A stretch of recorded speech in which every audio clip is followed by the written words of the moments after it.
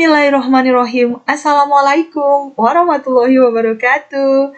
Hai sahabat Geni Kimia, senang sekali deh Bu Murni dapat menjumpai kembali sahabat tentunya di channel YouTube kesayangan kita, yaitu channel Aurum Ramadhani, di program yang paling kalian tunggu untuk belajar kimia, sharing materi-materi kimia yang kita gunakan untuk mendukung pembelajaran jarak jauh kita, apalagi kalau bukan klinik kimia, cara asik belajar kimia. Sahabat klinik kimia, kali ini Bu Murni akan mengajak sahabat untuk latihan soal, yaitu tentang materi ikatan kimia, supaya sahabat bisa lebih memahami lagi materi ini, terutama contoh-contoh soal yang konsep dasar ya, yang sederhana-sederhana, untuk menunjang pembelajaran jarak jauh kita di tengah pandemi COVID-19. Jadi pastikan sahabat menonton dan belajar sampai habis di channel ini, subscribe ya, dan tekan tombol loncengnya, agar sahabat sekali lagi tidak ketinggalan video-video terbaru dari channel YouTube kami. Terima kasih ya supportnya. Langsung saja yuk, ini dia pembahasan soal-soal ikatan kimia. Cekidot. Kita buka lembar pertama, di sini ada 2 buah soal. Kita bahas soal yang pertama ya. Suatu unsur dengan nomor massa 39 dan jumlah neutron 20 akan mencapai keadaan stabil dengan cara A. Menyerap 1 elektron, B. Melepas 1 elektron, C. Memasang 10 elektron, D. Melepas 9 elektron, atau E. Memasang 1 elektron. Nah, kita analisis terlebih dahulu data yang kita dapatkan dari soal ini. Ada unsur nomor massanya 39. Berarti nomor massa itu adalah A. Ya, masih ingat ya simbolnya? Dan jumlah neutronnya berarti kita dapatkan N. Neutronnya 20, A-nya 39. Sahabat masih ingat kan ya, kalau A nomor massa itu adalah jumlah proton dan neutron. Ya, jika sekarang A-nya 39, neutronnya adalah 20, maka jumlah protonnya kita dapatkan yaitu 39 kurang 20 yaitu 19. Nah, jumlah proton ini adalah menyatakan nomor atom atau Z ya. Berarti unsur tersebut memiliki nomor atom 19. Kalau Bu Murni tuliskan seperti ini, 19, kita anggap unsurnya adalah X, dan nomor massanya 39. Nah, sekarang unsur dengan nomor atom 19 ini, agar stabil, apa yang harus dia lakukan? Berarti ini Bu Murni sebut langkah 1, ini langkah 2, yang ketiga kita buat konfigurasi elektron dari 19X. 19X sama dengan 2 dikulit K, 8 dikulit L, dan 8 lagi dikulit M, dan dikulit N terisi 1 elektron. Berarti ini ya konfigurasinya menurut board 2881. Nah, elektron valensinya adalah 1. Berarti untuk dia stabil, dia akan lebih mudah untuk benar sekali untuk melepaskan 1 elektronnya agar menyerupai konfigurasi gas mulia yaitu neon, yaitu 288. Sehingga X dia akan melepaskan 1 elektronnya menjadi X+. Membentuk kation X+ ya. Jadi jawabannya adalah melepaskan 1 elektronnya. So the answer is B. Oke, mudah ya soal yang pertama ini. Soal yang kedua, unsur-unsur 8O, 15P, dan 35Br untuk mencapai keadaan stabil, maka jumlah elektron yang dapat diterima berturut-turut adalah. Nah, ini adalah 3 unsur non-logam ya, 8 oksigen, 15P, 35Br. Kita diberikan pilihan A, B, C, D, E. Mari kita selesaikan. Cara mudah untuk mengetahuinya adalah dengan apa? Betul sekali, dengan menuliskan konfigurasi elektronnya. Jadi langkah pertama kita tuliskan konfigurasi elektron dari 8O.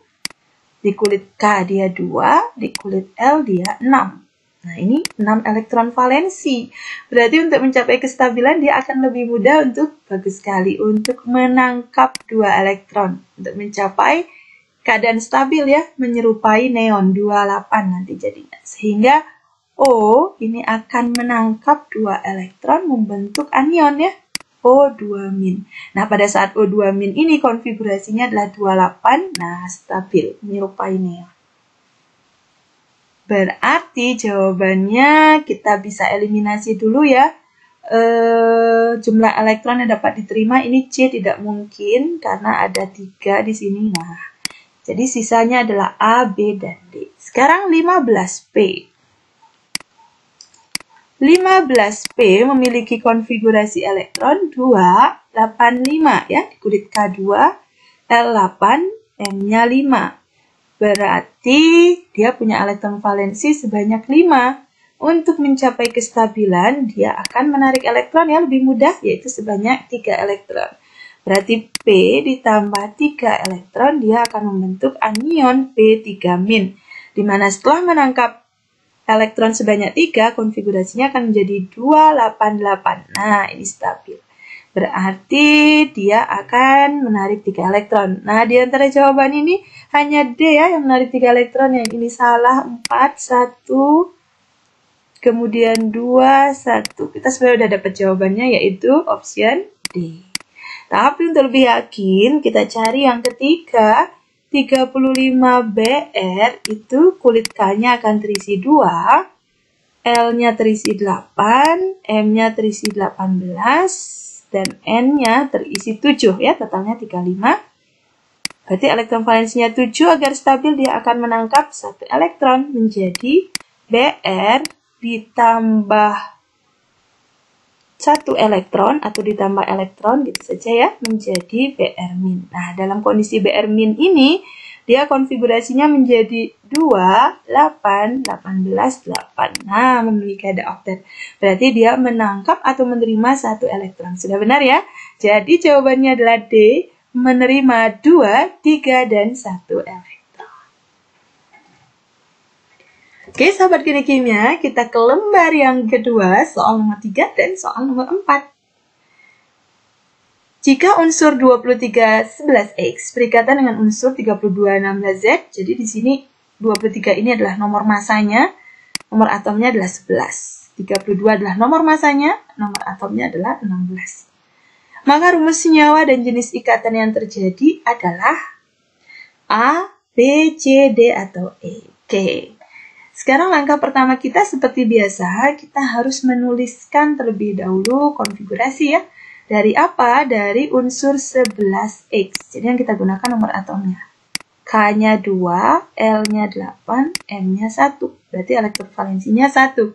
Nah, dari sini dia kecenderungannya adalah untuk stabil, dia akan rilis elektron, melepaskan 1 elektron. Berarti X, dia akan menjadi X plus ditambah elektron. Jadi dia akan melepaskan 1 elektron ya, lebih mudah. Sementara 16Z, 16Z, konfigurasinya di kulit K2, di kulit L8, di kulit M6. Berarti elektron valensinya 6. Untuk mencapai kestabilan, dia akan lebih mudah untuk menangkap atau menarik elektron sebanyak 2. Sehingga Z ditambah 2 elektron menjadi Z2-. Nah, sekarang yang ketiga, langkah kita yang ketiga, kita menentukan nih. Yang satunya melepaskan elektronnya, yang satunya melepaskan elektron, yang satunya menangkap elektron. Wah, berarti ada kation dan ada anion. Ini jelas adalah ikatan apa? Ya, benar sekali. Ini adalah ikatan ion. Jadi, ini adalah ikatan ion. Karena ada kation dan ada anion. Ini adalah kationnya, yaitu dari X, dan anionnya adalah dari Z. Sehingga di sini kita dapatkan ada kation X plus dengan anion Z2-.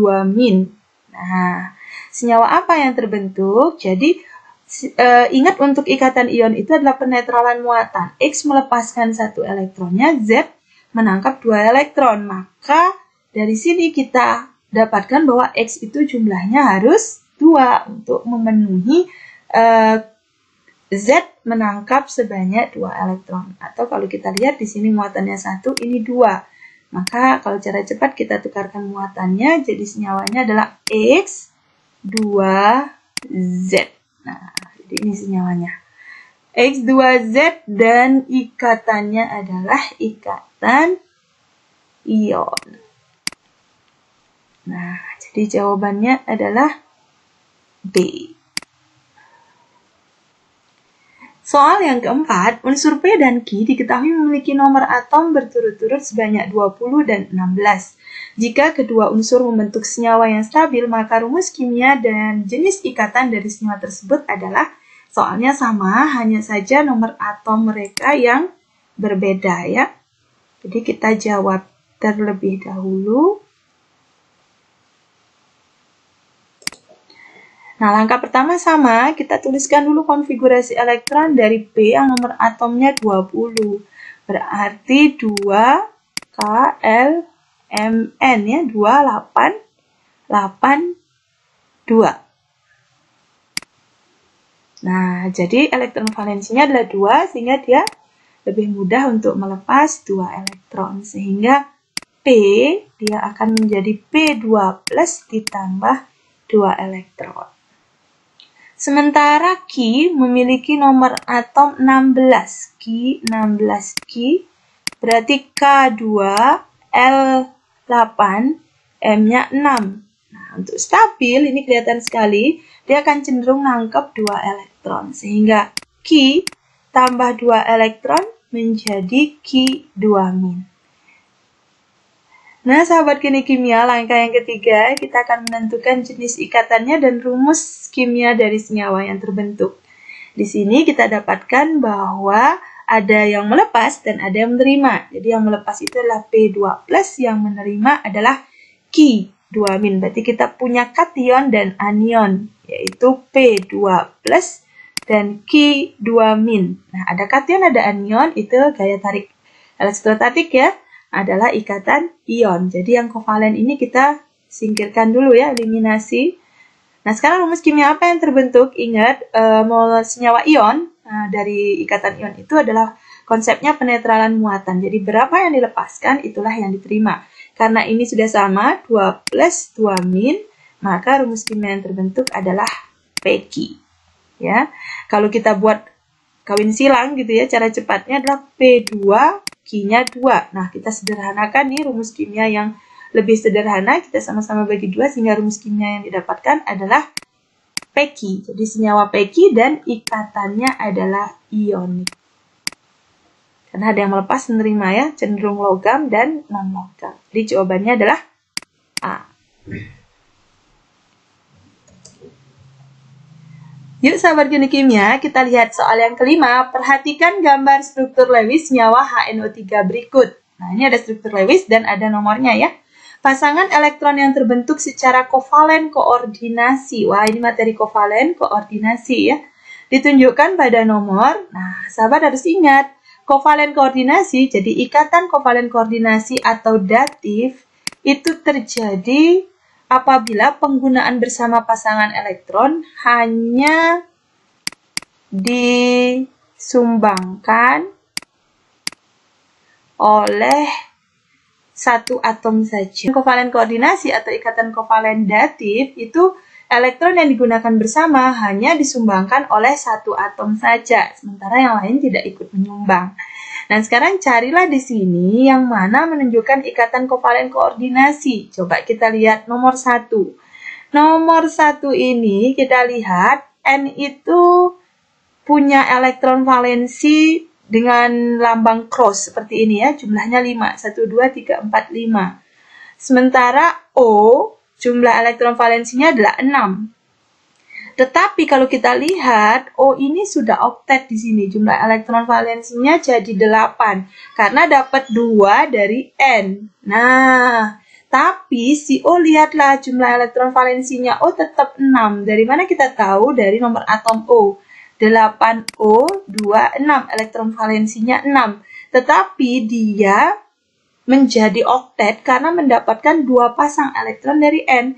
Berarti N hanya menyumbangkan 2, tapi O ini nggak nyumbangin gitu ya. Jadi hanya N yang memberikan elektron, sementara O hanya menggunakan secara bersama agar mencapai kestabilan. Nah, ini sudah kita ketemukan. Ini dia jawabannya, yaitu nomor 1.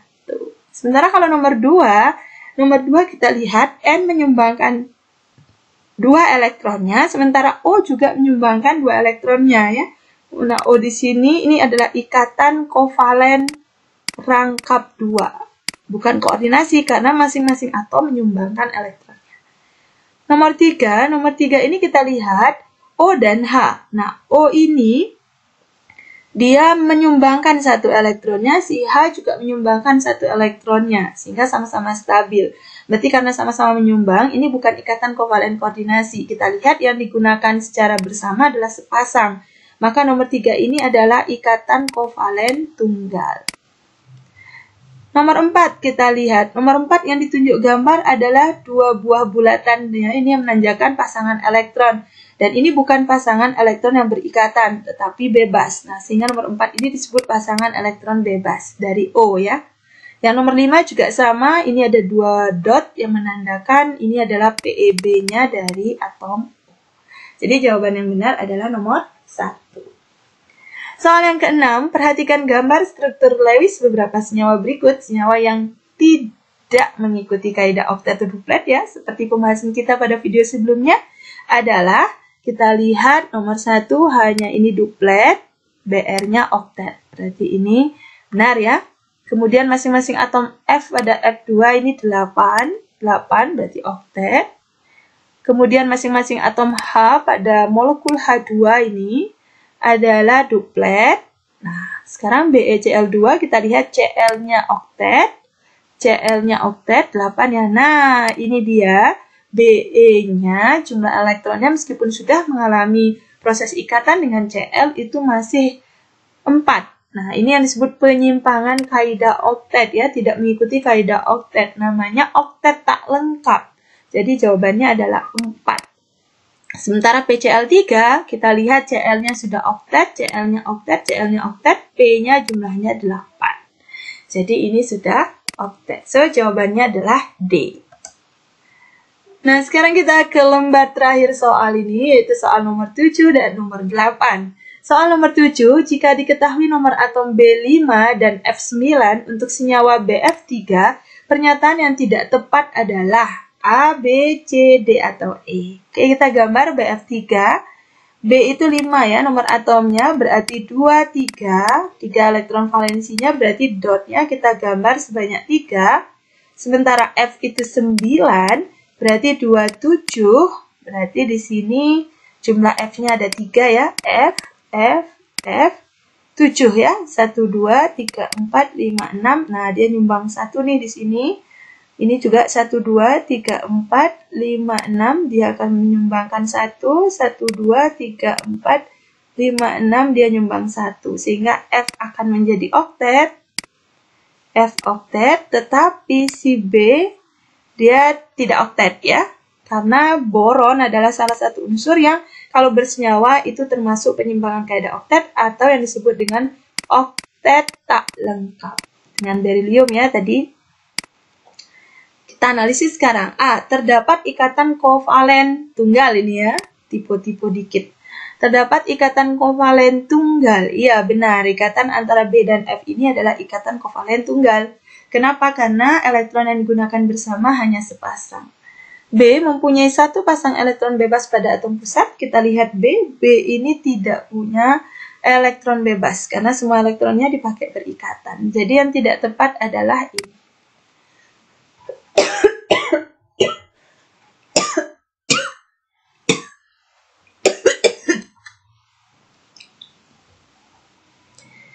Nah, sementara C terdapat 3 pasang elektron ikatan. Kita lihat 3 pasang ya. Ini ada BF sini, BF, BF. Jadi ada 3 PEI, ini benar. D tidak terdapat pasangan elektron bebas pada atom pusat. Ya, benar karena B tidak ada PEB-nya. Dapat membentuk ikatan kovalen koordinasi dengan NH3. Ini juga benar. Kenapa? Karena NH3 itu kalau kita gambar strukturnya seperti ini. Ini NH3 ya. Nah, NH3 itu punya PEB. Nah, PEB inilah yang akan didonorkan ke BF3 ya. Sehingga mereka membentuk kovalen koordinasi di mana N menyumbangkan sepasang elektron tetapi B pada BF3 itu tidak menyumbangkan apapun. Untuk mencapai kestabilan mereka berikatan kovalen koordinasi. Dicek ya di video ikatan kovalen koordinasi ada struktur Lewis ketika penggabungan molekul NH3 dan BF3. Soal yang terakhir yaitu soal yang ke-8. Unsur X dengan nomor atom 12 berikatan dengan unsur Y dengan nomor atom 17. Senyawa yang terbentuk memiliki ciri-ciri sebagai berikut ini kecuali A, B, C, D, atau E. Nah, sekarang yang pertama kita tentukan dulu X ini senyawa apa? Ion atau kovalen? Caranya kita buat dulu X itu 12 ya nomor atomnya berarti 282. Nah, untuk stabil dia akan ya benar sekali melepaskan 2 elektronnya. Sehingga membentuk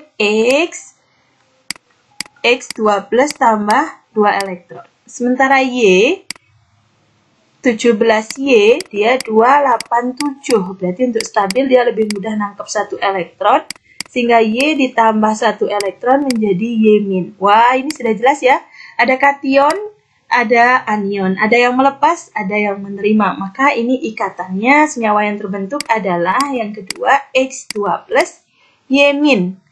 X-nya melepas 2, Y-nya menerima 1. Agar netral muatannya, maka Y harus ada sebanyak 2X, Y2.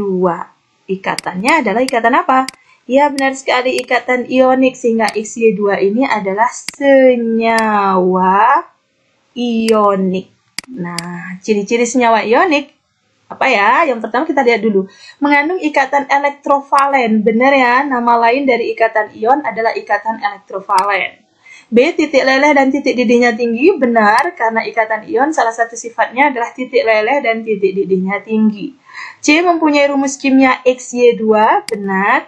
D, berwujud padat pada suhu ruang. Benar ya, berwujud padat karena senyawa ionik itu rata-rata bentuknya adalah kristal.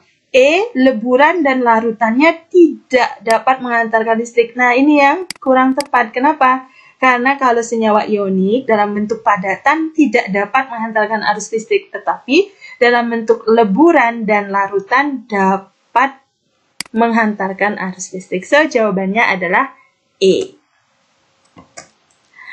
Nah, sahabat Geni Kimia, itulah tadi pembahasan soal-soal ikatan kimia.